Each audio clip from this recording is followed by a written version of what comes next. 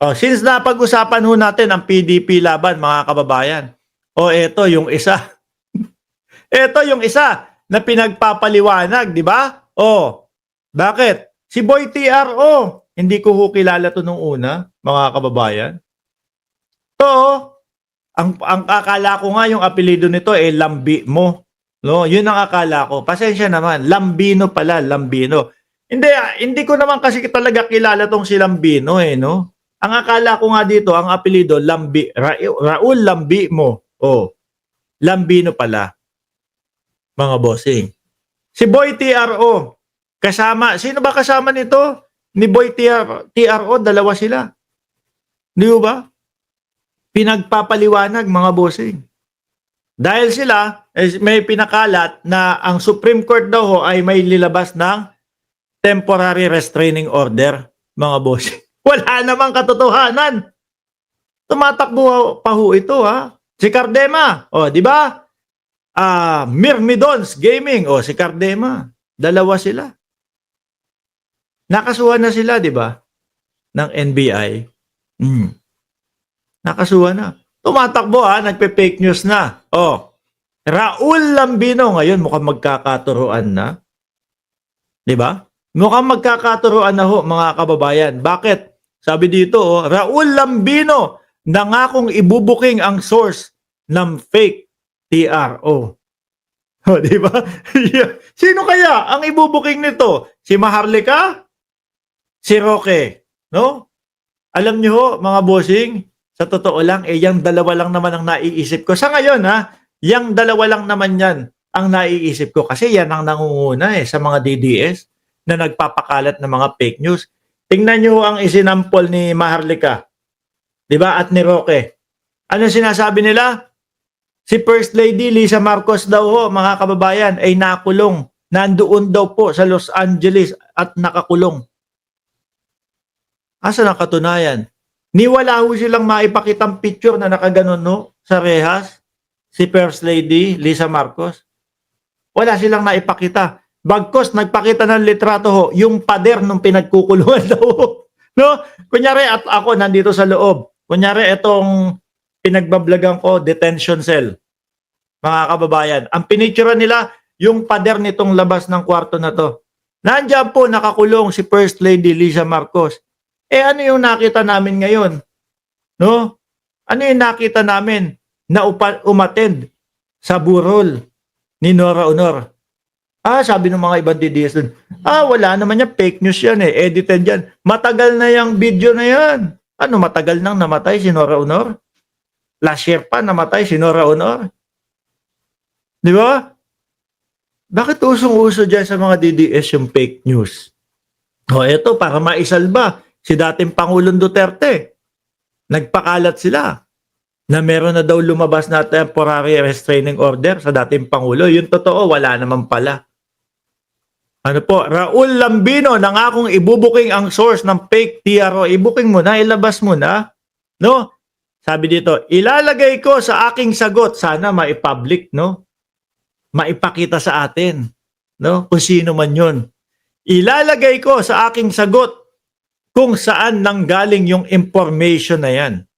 Remember, kaya kami nagpunta sa Supreme Court para ma-verify namin kung totoong meron ng lumabas na TRO o Temporary Restraining Order. Ano yun? Nilabas nyo muna? Tapos saka kayo nag-verify. Magaling na hakbang yun. Di ba? Magaling na hakbang yun. Meron na pong TRO. No? Ito na po, nilabas na po ang TRO. Pakawalan niya na si dating Pangulong Duterte. Siyempre, yung mga uto-utong mga DDS, makikita, uy, may TRO na pala. O bakit hindi niyo pa pinapalabas ang naming dating Pangulo? Bakit hanggang ngayon, nandiyan pa din? Baka magwala yung mga yun. Warwick ka na. Di ba? Palaaway pa naman ho yung mga yan. Palaaway yan yung mga DDS.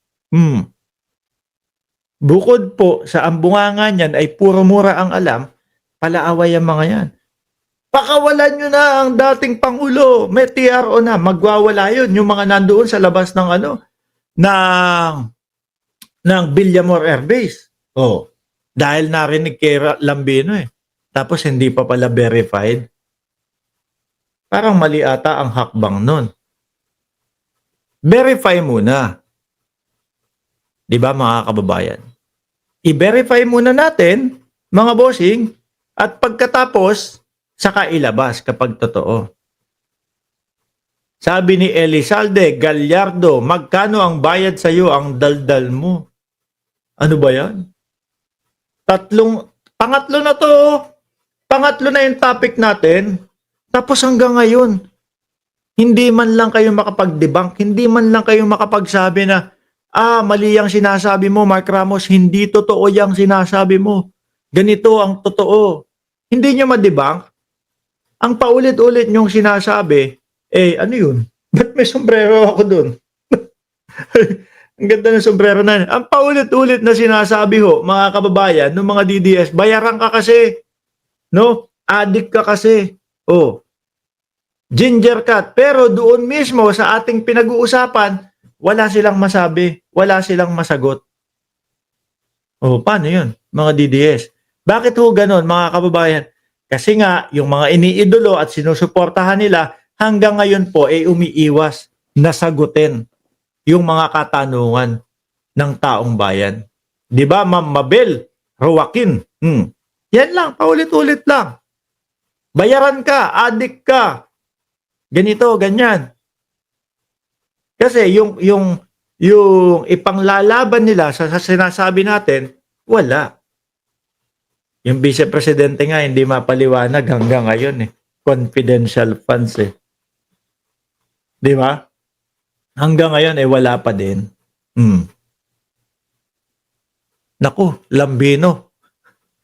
Makakaapekto to sa kandidatura mo. Hindi ko pa naman nakikita na makaangat-angat man lang sa pan-30 yung pangalan mo. Tapos mapapakalat pa ganito. Nagpakalat ng fake na TRO. Baka yung kung ano man ang position mo doon sa mga survey, baka umabot yun.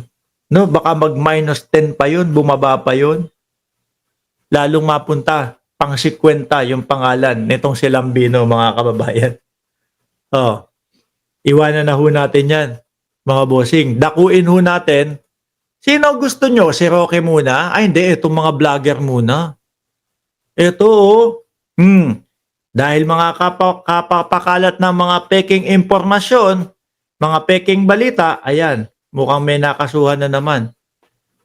Balita po sa ABS-CBN News, mga kababayan.